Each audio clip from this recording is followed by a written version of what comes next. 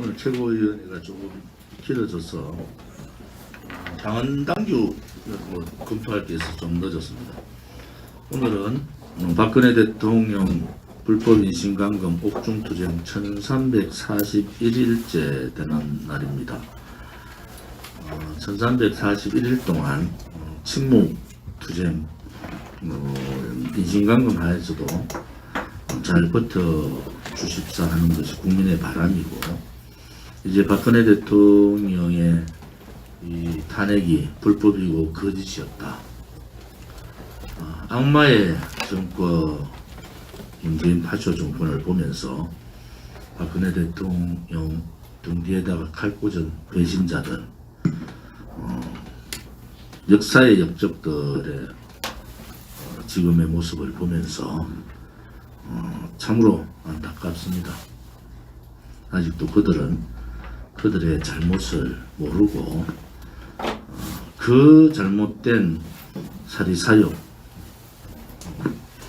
그 잘못된 판단에 의해 이 현재의 상황들이 너무나 참담한 상황으로 가기 때문에 우리 공화당은 다시 한 번 더 말씀드립니다. 탄핵의 강을 그냥 건너갈 수가 없습니다. 탄핵은 명명백백하게 진실을 밝히고 무엇이 정의였는가, 무엇이 불의였는가를 분명히 밝혀야지만이 이 대한민국이 다시 똑바로 설 수가 있고, 문재인 파쇼 정권, 모든 권력을 장악하고 방송 언론을 장악하고 있는 그들과 싸울 수가 있습니다. 그래야지만이 국민이 저항권을 가지고 길거리로 나와서 정말 구국의 혁명이 이루어질 수가 있다. 지금 국민들 말고 기존 정치인 지식인을 가지고 이 파쇼 정권과 싸울 수가 있겠습니까? 저는 불가능하다고 보는 사람입니다. 모든 정치인 지식인이 또 우리 공화당과 같이, 우리 공화당과 같은 그 구국의 투쟁을 하려면 사실 그렇게 해도 문재인 파쇼 정권을 이길 수가 있을지 걱정이 되는 부분이 많습니다. 이런 식으로 청와대 앞에 가서 1인 시위 쇼나 하고 또 국회에서 날짜 정해놓고 공수처 압법을 통과시키겠다는데도 아무런 대책 없이 그렇게 하고 있는 국민의힘을 보면서 나라가 이렇게 비굴하고 비겁한 정치인들, 지식인들 때문에 나라가 망해가는구나 라는 생각을 하면은 화가 많이 납니다. 또 하나, 총선이나 큰 선거 때마다 거대 야당으로 합쳐야 된다 하던 원로들은 다 어디로 갔습니까 도대체? 그렇게 바깥에서 말 한마디 던져놓고는, 특히 우리 공화당 당사까지 와서 우리 공화당이 어떻고 저떻고 얘기했던 그런 사람들은 다 어디로 갔습니까? 문재인 좌파 독재 정권을 보면서 입 닫고 있는 그러한 정치인, 지식인, 원로들을 보면서 이 나라 결국 그 안이란 자기 이기주의에 빠져있는 보수를 자처하는 자들 때문에 나라가 좌파로 갔고 사회주의로 가고 공산주의로 가겠구나 라는 걱정이 앞섭니다. 어제는 유경수 여사님 옥천 생가에서 유경수 여사님 탄신 95주년 집회를 가졌습니다. 많은 제재 조건과 억압이 있었지만은 100명 미만 집회답게 규모 있게 또 질서정연하게 집회를 잘 마쳤습니다. 전 세계, 우리나라뿐만 아니라 전 세계 많은 자유우파 국민들께서 아직 우리 공화당에 대해서, 우리 공화당의 가치에 대해서 잘 모르는 분들한테 정확한 메시지를 전달해 드렸구나 하는 생각이 듭니다. 이번 유경수 여사님 탄신제뿐만 아니라 우리는 이승만 건국 대통령, 박정희 구국 강병 대통령, 박근혜 자유통일 대통령, 또 유영수 여사님의 국민 사랑 대통령, 사랑 영부인, 이런 분들에 대한 기념일은 우리 공화당이 존재하는 한 계속 지킬 것입니다. 어제 집회를 위해서 수고해주신 충청남북도 대전 시도당 당직자와 시도당 위원장님과 당직자, 그 다음에 당원동지께 감사를 드리고 또 중앙당 사무처에게도 감사를 드립니다. 12월 3일이 이번 주 목요일이죠. 목요일이 수능일입니다. 이 중국 폐렴 때문에 가장 힘든 과정을 겪었고 수험 준비를 하는 입시 준비를 하는 상황도 상당히 억압되고 미비했음에도 수능을 치를 수밖에 없는 상황이 왔습니다. 용기를 내시고 여러 가지 힘든 역경을 이기셔서 꼭 성공하시기를 바랍니다. 기성세대로서 수험생 여러분들께 정말 죄송하고 안타깝다는 말씀도 함께 올리겠습니다. 12월 3일 수능일은 우리 공화당의 어떠한 행사도 하지 않겠습니다. 수능일 날 조용하게 수험생들이 시험을 치를 수 있도록 격려하는 현수막을 각 수능 시험장 근처에다가 조금씩 이렇게 개척을 하고 우리 공화당이 수능생 여러분들과 함께 하고 있다는 그런 모습을 보이겠습니다.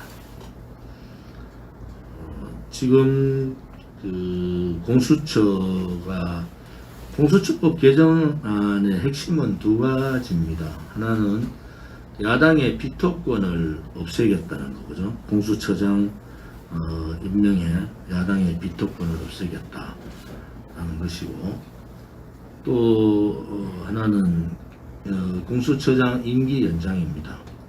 이번뿐만이 아니고 다음 대통령 임기까지도 공수처장이 직을 가지고 있으면서 정권이 바뀌더라도 이 정권 자체가 행동을 하지 못하도록 하는 그러한 상황이 옵니다.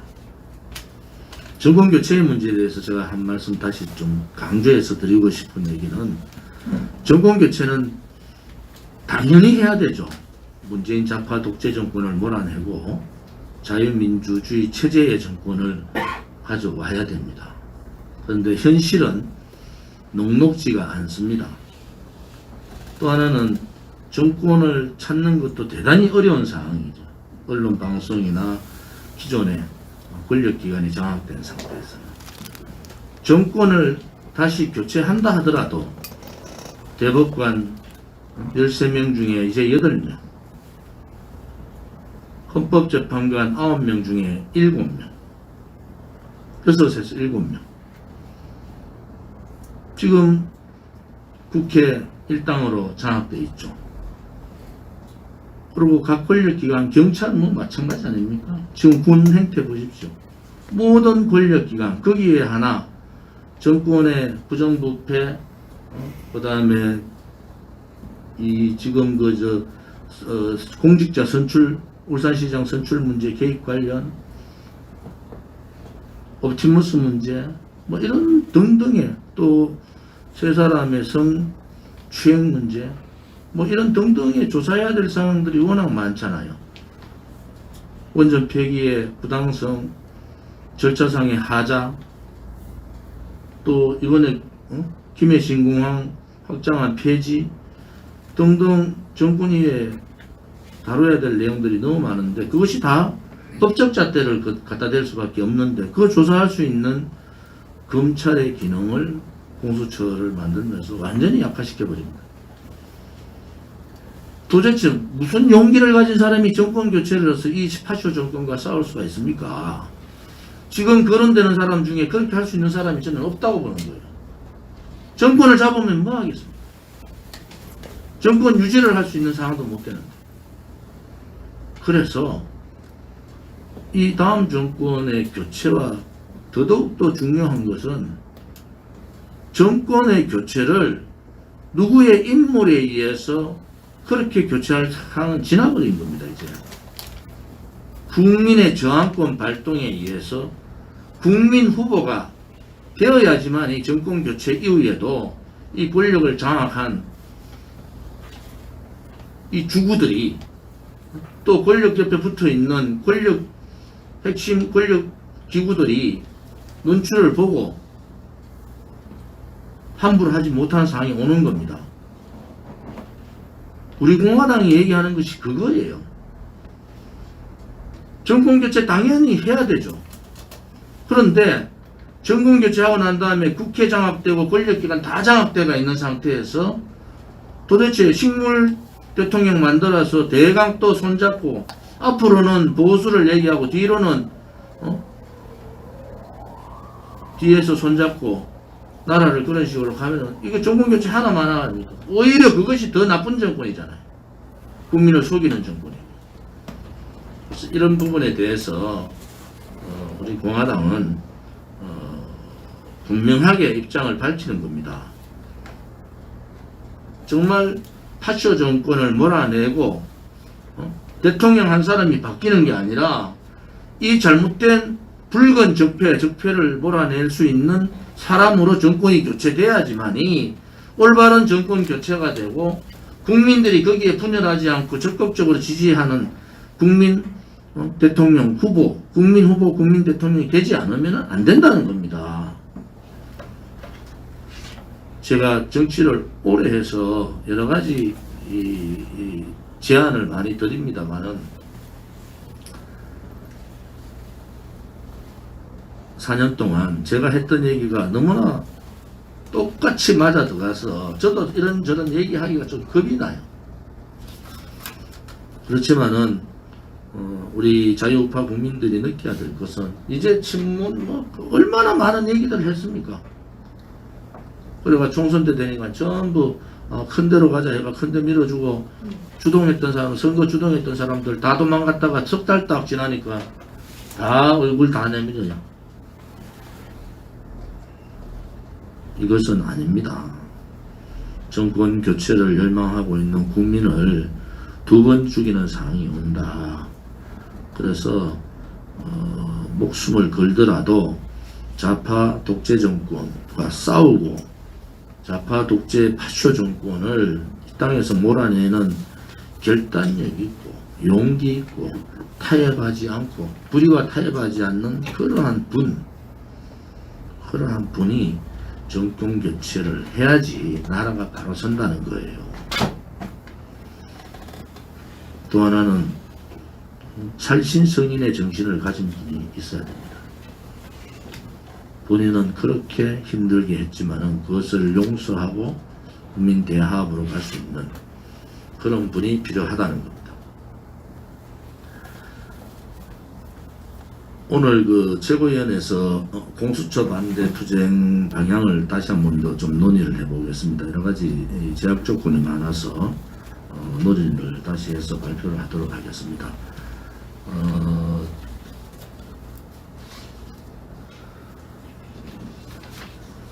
요즘 서울대학교 게시판에 뭐가 나왔다는데 저는 제 솔직한 심정은 별로 관심 없습니다. 그 전제는 박근혜 대통령의 탄핵이 문제가 없다는 전제예요. 대통령께서 죄가 있기 때문에 그것을 비교의 대상을 올린 것에 대해서는 저는 상당히 유감스럽다. 국민들께서는 거기에 대해서 찬동하는 분도 있고 우파 유튜브가 막 이런저런 얘기를 많이 하십니다만은 그 전제, 박근혜 대통령과 비교를 하는 그 전제가 잘못됐다는 겁니다. 박근혜 대통령은 아예 죄가 없는 분이고요. 이들은 엄청난 죄를 덮으려는 겁니다. 그거 차이예요. 죄가 없는 분이 거짓 촛불에 의해서 권력 찬탈당한 거고, 이들은 권력 찬탈을 한 사람들이 부정부패와 장기 집권 업무를 위해서 일당 독재, 파쇼 독재를 하는 겁니다. 비교 대상이 아니에요. 그냥 한번 읽어볼 대상이지 그것이 비교 대상이 될 수가 없다. 만약에 그것을 비교 대상으로 하면은 박근혜 대통령이 죄가 있다는 거 아닙니까? 역사는 박근혜 대통령이 죄가 없다는 식으로 갈 수밖에 없습니다. 거기에서 추후의 흔들림도 있어서는 안 된다는 말씀을 드리겠습니다.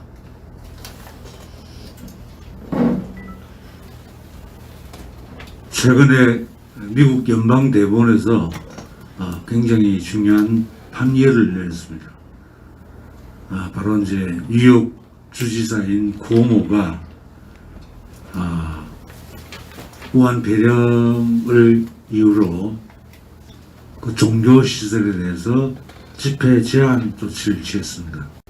그래서 감염 위험이 높은 지역을 레드존이라고 해가지고 10명까지만 종교 행사를 할 수 있고, 그리고 이제 좀 위험도가 덜한 지역은 오렌지존이라고 해서 25명까지 모여서 집회를 할 수 있도록, 모임을 가질 수 있도록 이렇게 그 행정명령을 발의했습니다.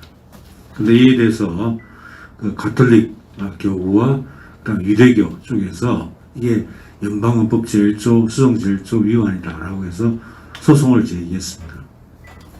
그런데 연방대법원에서 최근에 그 에이미 코니 베렛이 연방대법관으로 선임이 되면서 연방대법원의 입장이 좀 달라졌습니다. 그 이전에 나온 판결에서는 사실은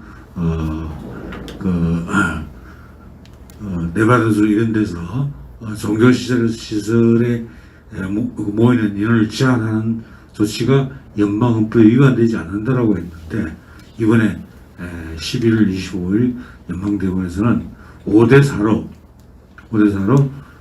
10명 또는 25명으로 종교행사 인원을 제한하는 것은 수정헌법 제1조 종교의 자유에 위반되는 것이다 라고 해서 위헌 판결을 내렸습니다. 그래서 이제는 뉴욕 주에서는 이제는 그 행정명령이 무효가 됐기 때문에 자유롭게 모여서 종교 활동을 할 수가 있게 했습니다. 근데 거기서 가장 중요한 논리가 바로 그겁니다. 헌법상의 기본권이 코로나를 핑계로 이게 무시되거나 그 다음에 뒤로 후퇴돼서는 안 된다. 헌법상의 기본권은 기본적으로 가장 중요한 가치이기 때문에 그것은 최우선적으로 보장되어야 된다 하는 논리가 하나 있고요. 또 하나는 뭐냐면, 다른 시설, 다중이 모이는 다른 시설들, 예컨대 슈퍼마켓이라든지 이런 다른 시설들에는 그 사람들이 모일 수 있는 것을 허용하면서 종교 시설에 대해서만 그런 제한을 가하는 것은 평등 원칙에 어긋난다. 이 두 가지 주요한 근거로 바로 구오모 주지사가 발한 행정명령이 위헌이라고 판단했습니다. 아마 물론 대법원, 우리나라 법원의 경우는 워낙 이 작용화가 심하게 돼 있어서 어떤 결정을 내릴지 오히려 연방대법원과 다른 방향의 결정을 내릴 것 같긴 하지만, 적어도 우한 대협이라고 하는 그 팬데믹 상황을 같이 겪고 있는 미국 연방대법원에서 이런 결정이 나왔다는 거 하는 것은 적어도 우리 법원에도 일정한 영향을 줄 것 같고, 이것이 아마 우리가 투쟁해 나간 방향에 있어서 연방대법원 판결이 상당히 큰 힘이 될 거다라고 생각을 합니다. 그래서 이제 백신도 나오고 했으니까요. 백신이 아마 다음 달 중으로 아마 접종이 될 것 같은데, 이걸 통해서 하여튼 문재인 좌파 독재 정권의 그 코로나 바이러스를 핑계로 한 그 코로나 독재, 코로나 파쇼, 이것을 돌파해 나갈 수 있는 방법을 좀 모색해 봐야겠다, 그 생각을 합니다. 그렇습니다. 네, 이번 주 날씨가 영하 8도 이하로 계속 한파가 온다니까 우리 당원 동지 여러분들 건강 조심하셔야 될 것 같습니다.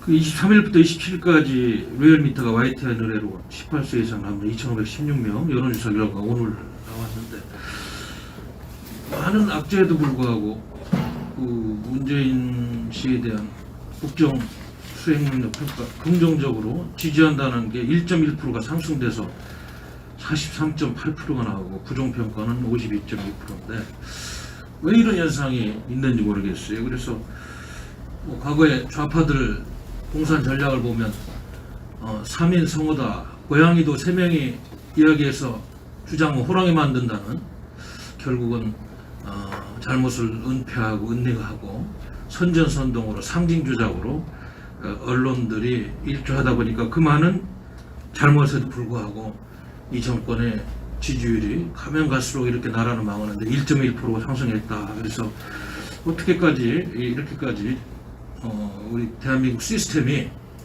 정상적인 국가의 시스템이 공적인 그런 영역뿐만 아니고 이런 민간 사설 영역까지 사회 전체가 시스템이 붕괴되고 있는 이런 현실도 보는 것 같습니다. 그래서 이 정권이 알다시피 항상 매표행위를 하는 이러한 여러 가지 잘못된 정책 결정을 하고 위선과 내로남불, 적반하장, 이것이 이렇게 횡행하는데도 이렇게 또 조금 올랐다고 하니까 어안이벙벙하다, 이런 말씀을 드릴 수밖에 없어요. 혹자는 이런 정치를 가지고 클랩토크러시다, 도둑정치다, 마치 거짓을 참으로 둔갑시켜가지고 국민들을 혹세무면하는 정치다, 이런 말로도 비판하는 것을 보았습니다. 지금 제가 한 가지 좀 깜짝 놀란 거는, 지금 악법들이 이렇게 정기국회 내에서 한 15개 이상이 통과되려고 그러는데, 아마 소리소문 없이 막 이렇게 언론에서 자세하게 분석해서 비판하는 기능이 적다 보니까 국민들이 모를 텐데, 그 중에 하나가 그 국가정보원의 대공수사 기능을 무력화하는 국정원법 개정안이 아마 통과될 것 같습니다. 현재 3년 유예 기간이 지나면 국정원은 완전히 간첩을 수사하는 기능에 손을 떼야 되고, 경찰청에 지금 대공수사권을 이양해야 되는데, 지금 경찰청은 기존에 간첩 수사를 전담해온 1,600명의 그 대공수사요원들을 일반 수사경찰로 전환하는 그 방안을 또 검토 중이라고 그러고, 이게 도대체 그러면 국정원에서 대공수사 기능을 경찰청으로 가져가면 더 강화를 해가지고 이거를 뭘 보완할 생각을 해야 되는데, 모든 게 해체되고 있는 것 같아요. 간첩 잡는 거는. 북한의 대남 공작은 전혀 흐트러지지 않고 계속되고 있는 걸 알고 있는데, 지금 미국에서 중국 공산당을 향해서 엄청난 간첩 행위에 대해서 대대적인 전쟁을 지금 선포한 바에 대한민국은 왜 이렇게 되고 있는 것인지, 국가를 해체하는 작업이 아니면 이런 일이 있을 수 있을까?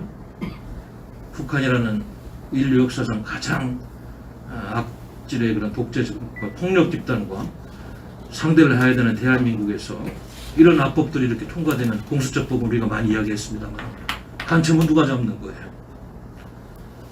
그렇지 않아도 박근혜 대통령님 탄핵할 때 많은 사람들이 뭐 촛불 들고 강화원에 나왔다고 합니다만은, 제가 알기로는 여기 고정 간첩들하고 많은 간첩들이 여론전에 적극적으로 편승해서 한 이런 아픈 역사가 있는데, 대한민국의 자유민주 체제가 꺼져가는 것이 아닌가. 이번 정기국회에서 통과되는 악법들을 정말 무시무시합니다. 제가 한 가지 말씀을 드렸고요. 이런 중국 공산당이 오늘도 신문을 보니까 우리 대한민국 알기를 아주 뭐 장기판의 쫄보다도 그동안에 한미동맹으로 굳건하게 그나마 견제를 해왔는데, 뭐 친중 정권이 미국과 자꾸 거리를 두려고 하는 그런 정책들을, 발언들을 하다 보니까 이제는 뭐 김치까지 종주국이 중국 공산당 거라고 말이죠.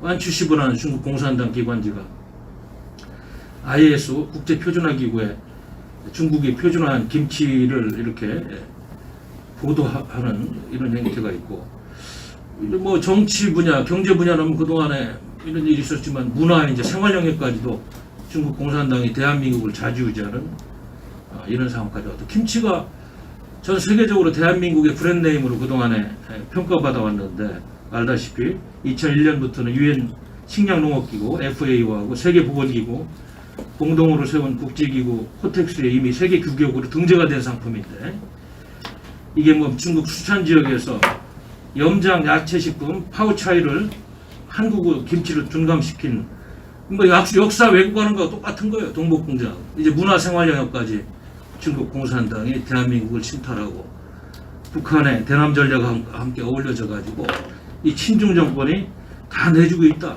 우리의 소중한 문화적인 가치까지 파괴되고 있다.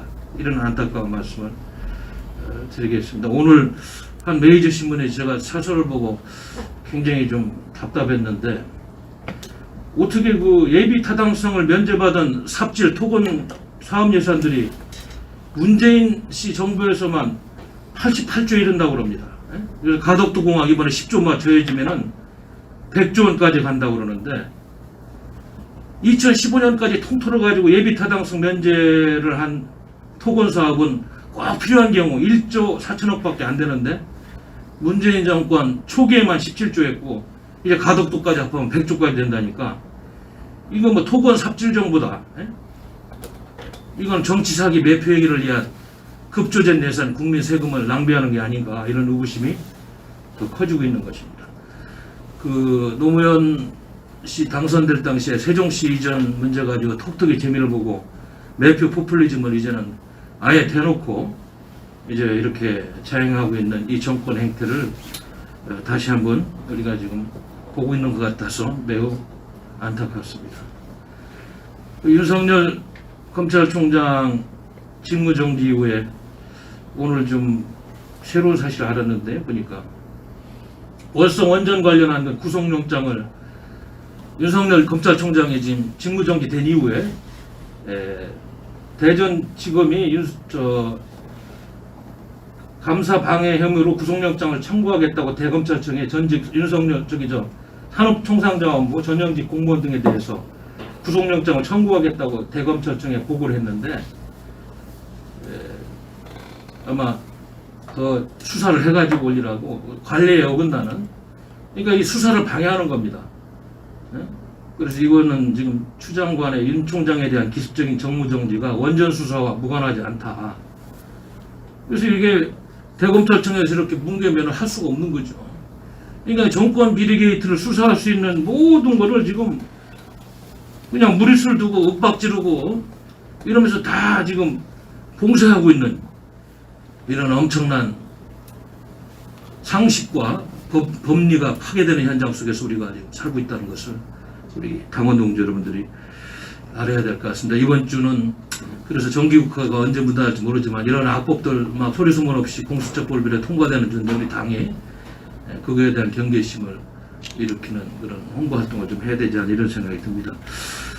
그리고 그 미국 대선 관련해 가지고 저희 당은 좀 차분하게 대한민국의 기성 언론들이 마치 바이든 당선자를 다 당선된 것처럼 이렇게 보도하고 이래 왔는데, 역시 그 지금 미국에서 법리 싸움이 치열하게 진행되면서 우편 투표 문제라든지 또 몰표가 나온 부분, 이런 것들이 다 또 도미니언 보팅 시스템 그 문제점, 스마트 매틱스 그 투표 기술 문제점, 이런 것들에 대한 지금 종합적인 법리 검토가 들어가면서 참 희한하게 누구보다도 CNN에서 바이든 당선자가 무조건 됐다고 이렇게 보도를 해왔는데, 갑자기 지금 좀 두고 봐야 되겠다는 쪽으로 가는 걸 보니까 심상치 않습니다. 우리 당은 그래서 아무튼 이게 너무 언론들이 선전선동하고 말이죠, 앞서가고 언론이 대통령 뽑고 언론이 판사처럼 판결하고, 이거는 민주주의에 도움이 안 된다.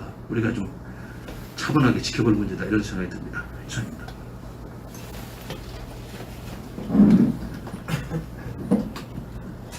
네, 당원 동지 여러분 안녕하십니까? 어제는 유경수 여사님 탄신 95주년이었습니다. 많은 동지분들, 충북권은 물론이고 전국에서 많은 동지분들이 와서 축하를 해주셨고, 또한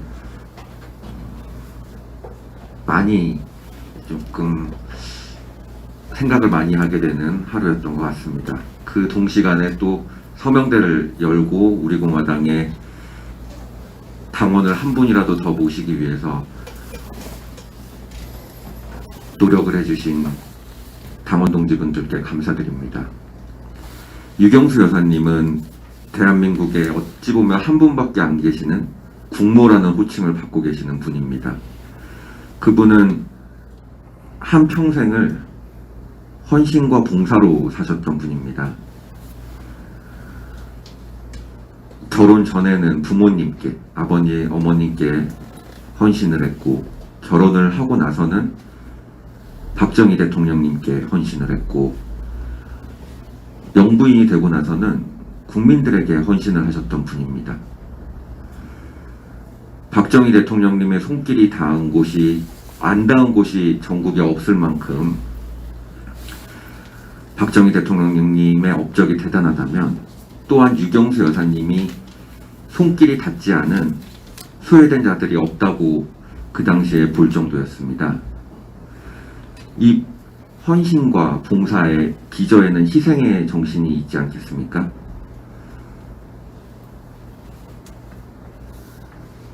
우리가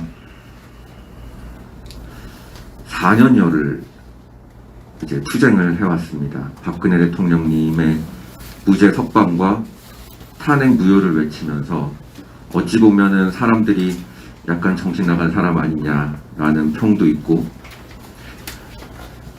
도대체 저 사람들은 박근혜 대통령님이 본인에게 뭘 해줬길래 저렇게 대학기 들고 저렇게 뛰다니노 하시는 분들도 계시고, 요새 이제 특히 많은 분들이 이제 박근혜 대통령님은 이제 한물 갔다, 사람들이 언급을 하거나 생각하는 걸 싫어한다는 말을 할 정도로 평가를 받고 있음에도 불구하고, 우리는 자유 대한민국, 우리의 체제를 지키기 위해서, 그리고 박정희 대통령님, 그리고 유경수 여사님의 따님이었던, 그리고 대한민국과 결혼을 하셨던 박근혜 대통령님을 지키기 위해서 그냥 우리 길을 가고 있는 겁니다. 아무리 우리가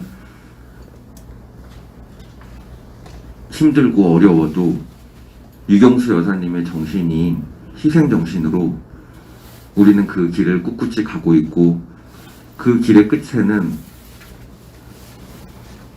꽃길이 펼쳐져 있지 않을까. 현재의 가시밭길이 아무리 아프고 힘들더라도 그 끝에는 꽃길이 있을 거다.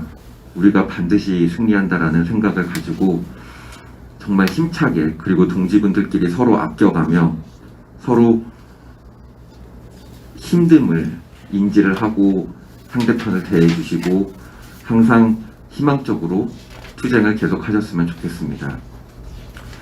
요새 이제 4.15 총선 끝나고 나서 조용했던 국회의원들이, 그 전 국회의원들이 서울시장, 부산시장에 기웃기웃거리면서 한 분은 이제 출판기념회까지도 하고 계시더라고요. 이 박원순도 그렇고 오거돈도 그렇고 다 성추문으로, 한 명은 사퇴를 하고 한 명은 뭐 자살을 했는지 당했는지 모르겠지만은 어찌됐건 이승에서 사라졌습니다. 서울시장만 이야기를 들자면 나경원과 이혜훈입니다. 나경원은, 이거는 좀 여담인데, 제가 동작을에 출마를 했을 때 선거 사무실에서 그랬다고 하더라고요. 이성호한테 지면은 한강 가서 동작대교에서 떨어져 죽겠다. 이혜훈 씨 같은 경우에는 지금 제가 살고 있는 동대문구 을에 국회의원을 나갔다가 처참하게 떨어진 분입니다. 성추문을 당해가지고 사퇴를 하고 뭐 자살을 하고 했던 사람 지역에 단순하게 그거에 대항마로서 여성을 낸다. 그것도 사탄파. 나경원, 이혜훈이 얼마나 대통령님께 나쁜 짓을 했습니까? 얼마나 뒤에서 조롱하고, 현직에 있을 때조차도 틈틈이 시간 날 때마다 까먹지 않고 조롱을 하고 할 때마다 뒷다리를 걸었던 사람인데, 이분들이 후보 목록으로 나온다는 것 자체가 국민의힘에서는 탄핵은 이제 아예 언급을 하지 않겠다. 탄핵 문제 같은 경우에는 우리가 과거의 역사 뒤안길로 묻어버리겠다라는 강력한 의지를 스스로 표명을 하고 있다고 봅니다. 나경원 씨 같은 경우에는 이분의 정치적인 역량을 알아볼 수가 있는 게 최근에 자서전을 내셨잖아요. 자서전에 공수처법 관련 통과 내용이 있습니다. 거기에 황교안 그 전 대표가 단식 투쟁으로 가지 않았으면, 강경 드라이브를 걸지 않았으면 공수처법이 원만하게 자신들이 원하는 대로 문재인 임기 끝날 때 시작을 하는 걸로 할 수 있었다라고 평을 하더라고요. 지금 상황이 어떻습니까? 있던 법까지도 개정을 해가지고 그냥 힘으로 밀어붙이려고 하고 있는데, 이 당시에 구두로 문서로 확정도 안 되는 구두로 협약을 한 거는 그냥 밟고 지나가는 거거든요. 이런 내용을 어떻게 자서전에 정치인이 뻔뻔스럽게 쓸 수 있는지 참 한심합니다. 이제 마지막으로 12월 3일 날 수능이지 않습니까? 우리가 중국 폐렴 때문에 정말 많은 피해를 받은 올 1년이었습니다. 학생들이 어떻게 보면 가지고 있는 유일한 권리가 교육권입니다. 그 교육권을 침해를 할 때는, 예를 들면 학교를 가지 말라고 할 때는 그에 따르는 충분한 과학적인 근거가 있어야 됩니다. 지금 전 세계에서 많은 나라들이 적어도 초등학생 저학년은 무조건 등교를 시킵니다. 얘네들이 혹시나 있을 중국 폐렴에 대한 피해보다도 이 아이들이 놓칠 교육권, 그리고 실제로 학교를 가지 않았을 때 벌어지는 아이들이 직접적으로, 정신적으로 또는 물리적으로 입는 피해가 훨씬 크기 때문입니다. 우리가 이번 팬데믹에는 늦었을지 모르겠지만은 우리 공화당이 수권 정당이 되면 꼭 어떠한 정책을 입안을 하거나 할 때는 과학적인 근거를 가지고, 수치를 가지고 상대편을 설득하고 국민들을 설득할 수 있는 정당이 되었으면 좋겠습니다. 감사합니다.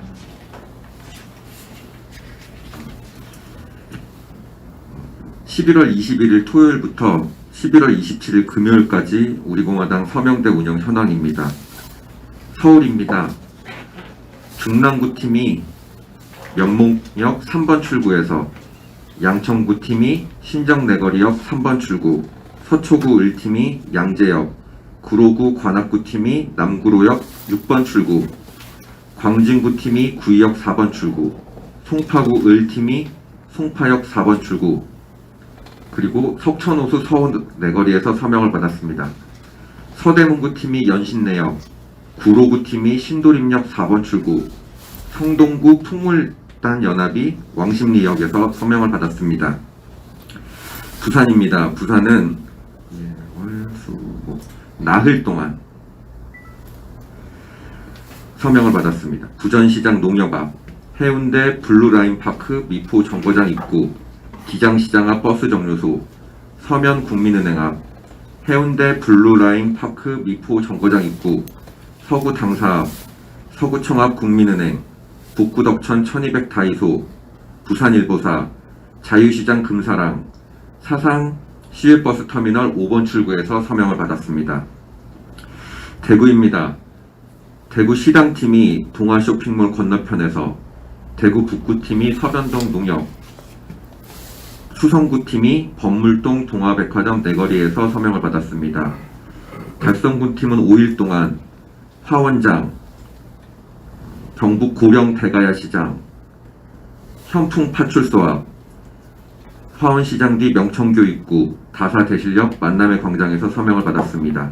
인천입니다. 서구팀이 서구 롯데마트 앞에서 서명을 받았습니다. 경기지역입니다. 성남시 중원구팀이 남한산성 행궁 앞 산성 로데오길, 안양 과천 수호팀이 대공원역 3번 출구에서 서명을 받았습니다. 수원시팀이 이틀 동안 영동시장과 지동시장에서 서명을 받았습니다. 부천시팀이 부천역 남부역 광장에서 서명을 받았습니다. 충북입니다. 충북도당팀이 속리산 법주사 앞에서 서명을 받았습니다. 경북은 영천시팀이 영천공설시장에서, 경주시팀이 경주중앙시장에서 서명을 받았습니다. 경남입니다. 마산시팀이 이틀 동안 마산 합정동에서 광장에서 그리고 수로 왕릉에서 서명을 받았습니다. 제주는 제주도당 팀이 동문시장에서 서명을 받았습니다. 마지막으로 단체입니다. 나라지킴이 봉사단이 마포역에서 그리고 진추모가 영등포역 광장 앞에서 서명을 받았습니다. 서명인수 4,199명, 일반당원 880, 책임당원 171명, 총 서명인수 4,199명, 당원 1,051명이 새로 입당하셨습니다. 서명대를 운영을 해주시는 많은 분들께 감사드립니다. 날이 추워지는데 마지막까지 끝까지 힘차게 투쟁합시다. 감사합니다.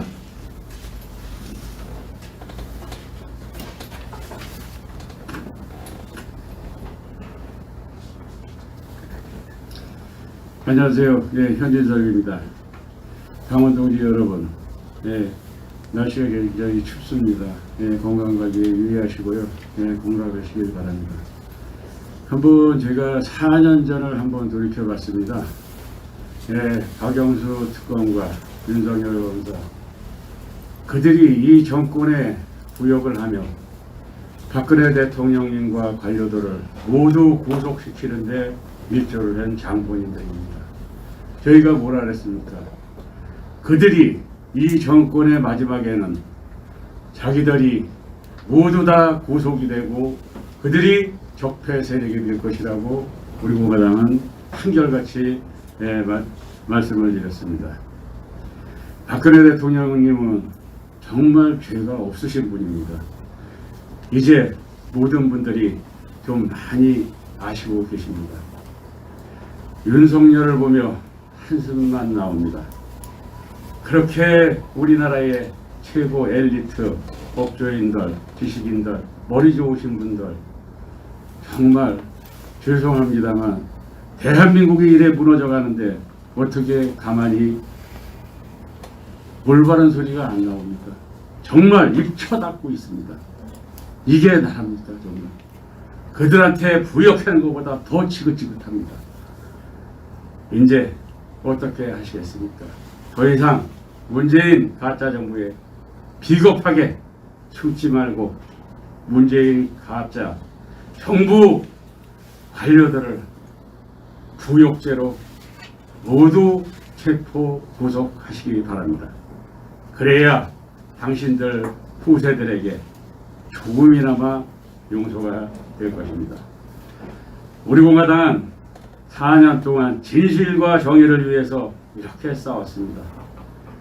검찰총장 다음으로 경찰, 군, 고위공직자, 법조인 모든 분들이 이제 적폐 대상이 되는 것입니다. 이래도 눈 감고 귀 막고 입 막고 살겠습니까? 우리 공화당 당원 동지 여러분, 조금만 더 힘을 냅시다. 옛말에 죽소서 개준다는 말이 있지 않습니까? 대한민국을 걱정하는 국민이면 우리와 같이 모두 같이 해주십시오. 또 선거 때가 되니 메뚜기 정치인들 우르르 기어나와 또 그들을 가짜 정치공학으로 놀아나면 대한민국은 지구상에 사라질 것입니다. 지금 세태를 보면 그 정치인 중에 안철수니 진중권이니 그들이 무엇입니까? 4년 전에 어떻게 했습니까? 그들은 위정자고 위선자고 기회주의자일 뿐입니다. 우리가 참 너무 긴 시간을 달려왔습니다. 그러나 지치지 말고 여기에서 끈을 놓지 말고 우리가 그것을 해내야 됩니다. 불의를 못 보고 우리가 진실과 정의를 위해서 승리하는 그날까지 우리 공화당 당 동지 여러분이 끝까지 같이 함께 해주시길 간곡히 호소드립니다. 네, 감사합니다.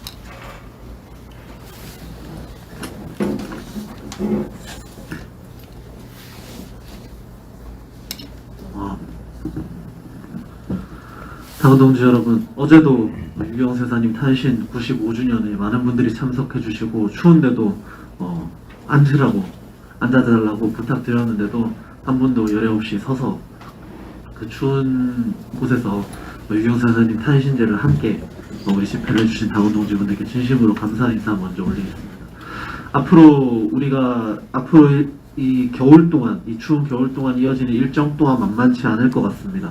우리가 그들이 말하는 코로나, 요 팬데믹, 중국 폐렴 문제로 야외 투쟁이 많이 줄었지만 정말 우리가 필요할 때 우리가 싸워야 될 준비는 언제든지 하고 있어야 된다고 생각을 하기 때문에 다들 방안책이 다들 수년간 잘 되어 있으시겠지만 다시 한번 점검해 주시길 부탁드리겠습니다.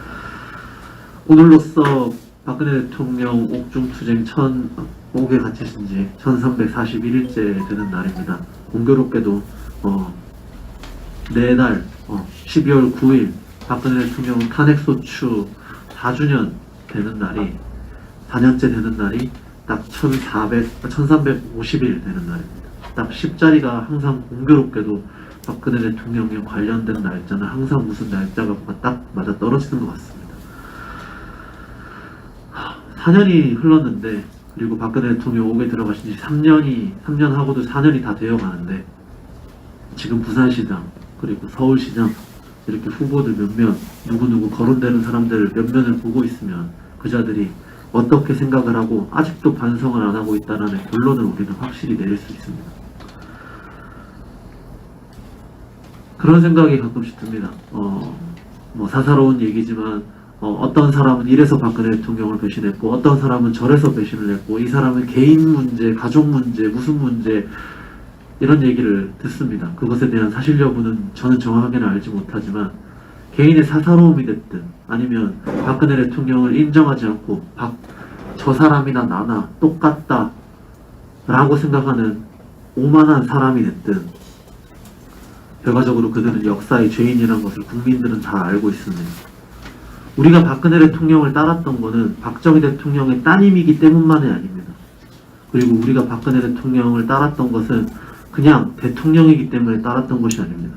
그분이 말을 했던 가치가 정말 그 시대의 그리고 지금의 시대의 정말 필요한 가치고 앞으로 나아가는 자유 통일까지 바라보는 그 완벽한 비전을 제시하셨기 때문에 그분이 가장 그 시대의 지도자로 인정을 받았다고 생각을 합니다.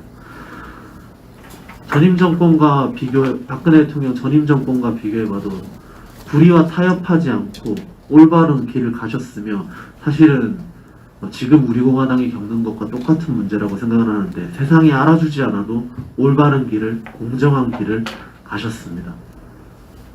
청년 취업자들, 취직준비생들한테 감사하다는 말 한마디 못 들었는데 청년 취준생들을 위해서 노조들과 싸웠습니다.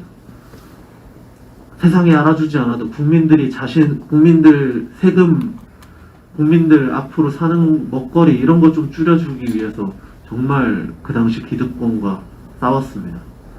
어떤 분이 사실 그런 얘기를 저한테 하시더라고요. 어제 유경수 여사님 탄신제 같은 경우를 예를 들면서 세상이 알아주지 않는 일에 왜 그렇게 우리 공화당 하냐, 기력 낭비하지 말자 이런 얘기를 누가 하셔서 그런 말씀을 한번 드렸습니다.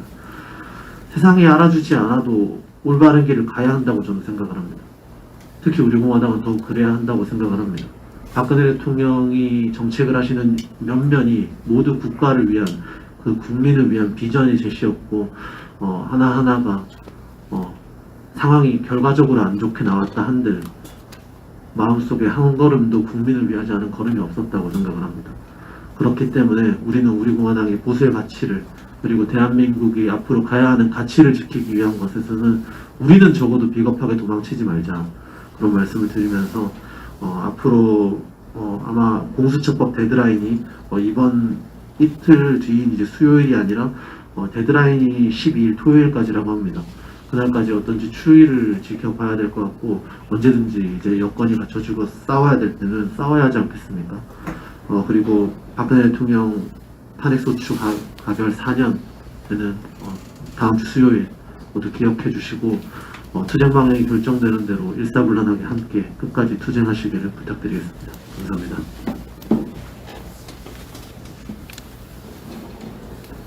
네, 당원동지 여러분 반갑습니다.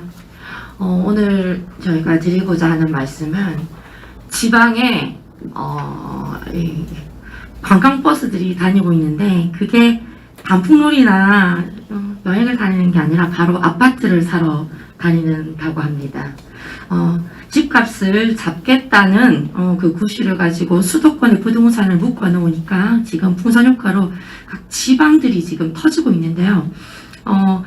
지금 창원, 천안, 울산, 전주 이런 곳을 다니면서 지금 현재 취득세 1%에 묶여있는 1억 원 미만의 저가 소형 아파트들을 이 투기꾼들이 다니면서 그냥 버스를 대절해서 다닌다고 해요. 그러면서 수십 채씩 그냥 마치 물건 장 보듯이 이제 그렇게 사고 있습니다. 이 사람들은 이제 내년 되면은 정부의 정책이 또 바뀔 것이다. 그럼 취득세가 오를 것이다. 지금 사야 된다. 이러고 있는데요. 거래량이 무려 5배가 늘었고요. 많이 오른 것은 1억 원 미만의 아파트였는데 1억이 넘게 오른 것도 있습니다. 정말 이 대책 없는 문재인 정권의 부동산 정책, 서민의 목을 지금 더 조르고 있습니다. 저가 아파트가 밀집되어 있는 저기 창원 성산구 같은 경우에는 전국 지자체 중에 1위를 했습니다. 판매가. 근데 그 중에 거래량의 절반이 외지인들이 와서 산 것으로 조사 결과가 나왔습니다.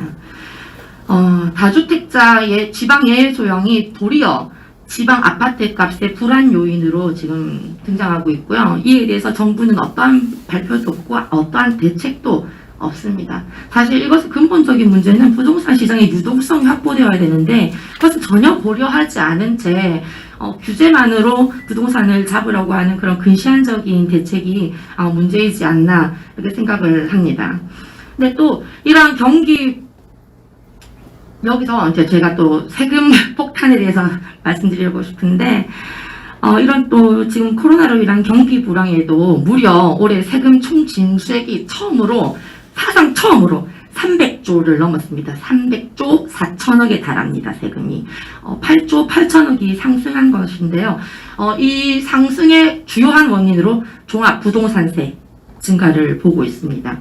세목별 증가율은 다 소폭 증가했지만 종부세는 폭발적으로 증가를 했습니다. 상속세와 증여세도 이에 한 몫을 했습니다. 왜 이렇게 정부에서 규제를 강화하고 세금을 이렇게 국민들에게 세금 폭탄을 때리고 있을까요? 제가 어제 옥천에 갈 때 자차로 이동했는데 국도에서 저는 페이스북에서 당원 동지분들 그리고 외국 동지분들께서 올려놓은 그 카메라 제한 속도가 현저히 낮아졌다. 이거 그냥 한 귀로 듣고 한 귀로 흘렸는데 제가 다녀보니까 국도에서 정말 50km가 많더라고요. 그건 도리어 사고를 유발하는 행위일 수도 있거든요. 그런데 이렇게 국민들을 주권자나 한 명의 인격체로 대하지 않고 제가 봤을 때는 그저 착취의 대상으로 보고 있는 게 아닌가 이런 생각이 듭니다. 세금만 늘었으니까 국가 부채 역대 최고로 늘었습니다. 지난해보다 106조가 늘었고요. 이번 달은 전달보다 또 6조가 늘었습니다. 국가 총 부채가 800조 3천억입니다. 여러분 상상이나 되세요? 국가 부채가 800조 3천억입니다. 그런데 이 사람들은 조 단위는 돈으로 생각을 하지 않습니다. 그래서 뭐 통신비를 쓰는데 통신비 지원에 1조를 쓴다. 이런 대책 없는, 개념 없는 짓을 하고 있습니다. 제가 부채 좀 말씀드릴까요? 박근혜 정부 때 부채 170.4조 늘었습니다. 그런데 문재인 정부 와가지고 무려 부채가 410조 증가했습니다. 어떻게 살림을 어떻게 사는 겁니까 도대체? 근데 이 모든 책임을 국민에게 넘기고 있어요. 국민을 빚쟁이로 만들고 있고 악덕 고리대금 업자 노릇을 하고 있어요. 여러분 재난지원금 100만 원 받으셨죠? 그리고 뭘 지원해준답시고 진짜 간에 기별도 가지 않는 그거 받고 좋으셨나요? 여러분이 등골이 휘도록 평생 갚아도 다 갚지 못합니다. 그리스나 아르헨티나 같은 꼴을 겪으실 건가요? 국가 부도 상태까지 가야 정신을 차리실 건가요? 제가 젊은 분들에게 말씀드릴 때 사회주의, 빨갱이 이런 얘기하면 잘 몰라요. 그런데 네 소득 80% 내고 살 수 있냐? 네 사고 싶은 거 못 사고 네 능력 대접 못 받고 세금 80% 내고 나라에서 주는 거 받으면서 살고 싶냐라고 얘기하면 애들이 조금 갸우뚱해요. 지금 문재인이 가고자 하는 길이 너무 뻔히 보이지 않습니까, 여러분? 이거 위기입니다. 대한민국 정신 차려야 됩니다. 살림 바로 살지 않으면 망합니다. 여러분, 아직도 공짜가 좋으세요? 공짜 없습니다. 자유도 공짜가 아니고요. 여러분이 지금 받는 그 복지도 포퓰리즘입니다. 다 갚아야 될 빚입니다. 악덕 고리대금 업자 노릇을 하는 문재인, 여러분 저의 마스크 보이시죠? 네. 요즘 저의 간절한 바람이 있다면 이겁니다. 제발 안 보고 살 수 있으면 좋겠습니다. 이상입니다.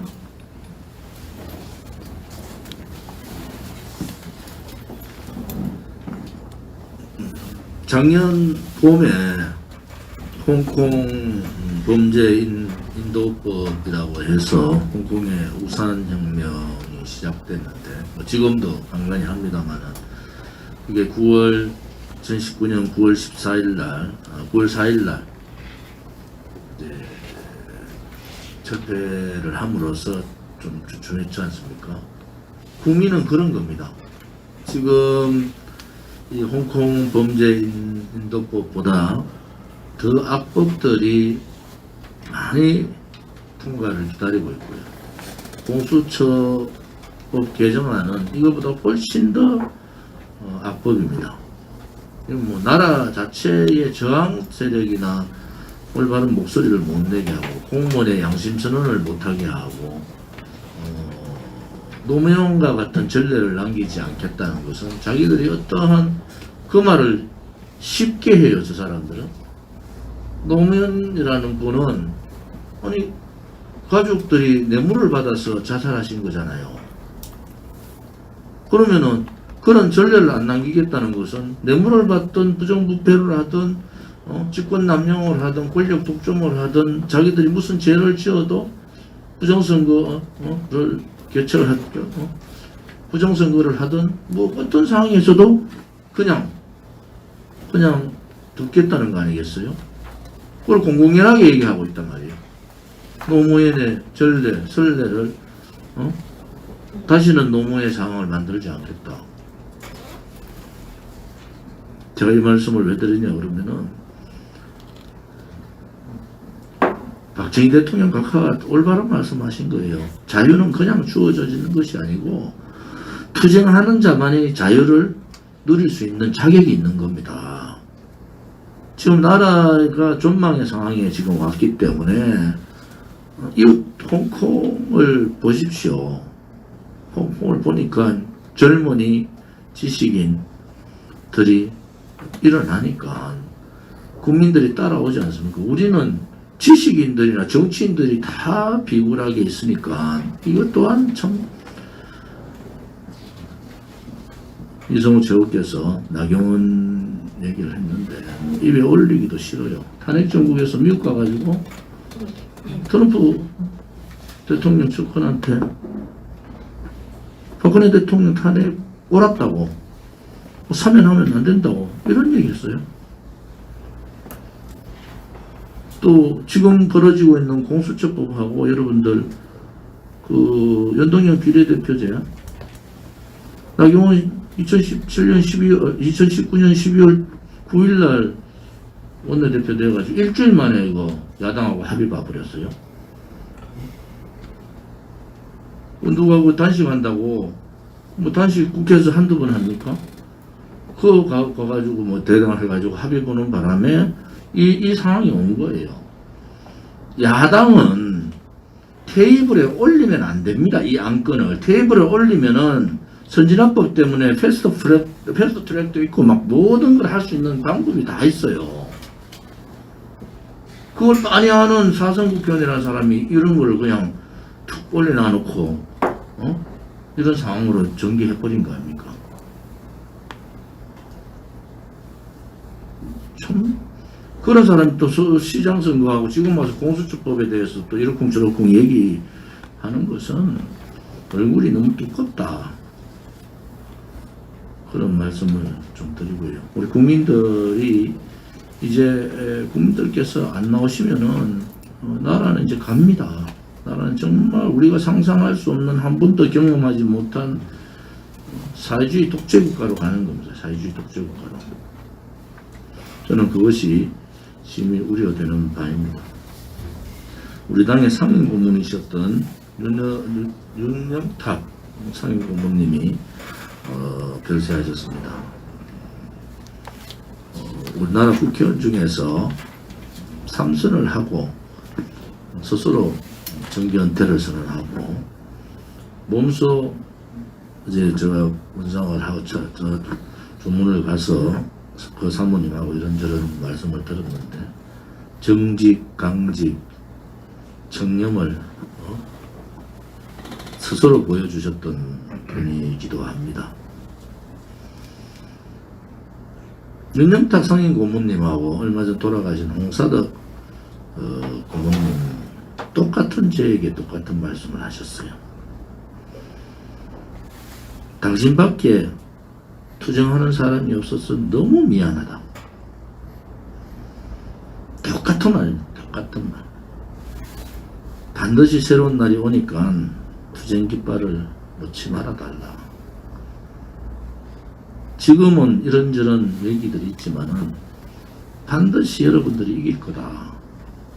두 분이 거의 같은 말씀을 저한테 마지막으로 해주셨던, 제가 마지막 배웠던 날에 해주셨던 말씀입니다.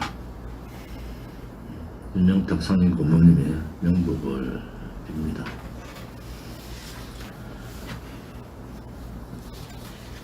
오늘 그 회의가 미리 통지 못하고 늦어서 죄송합니다. 공개회의는 이것으로 마치겠습니다.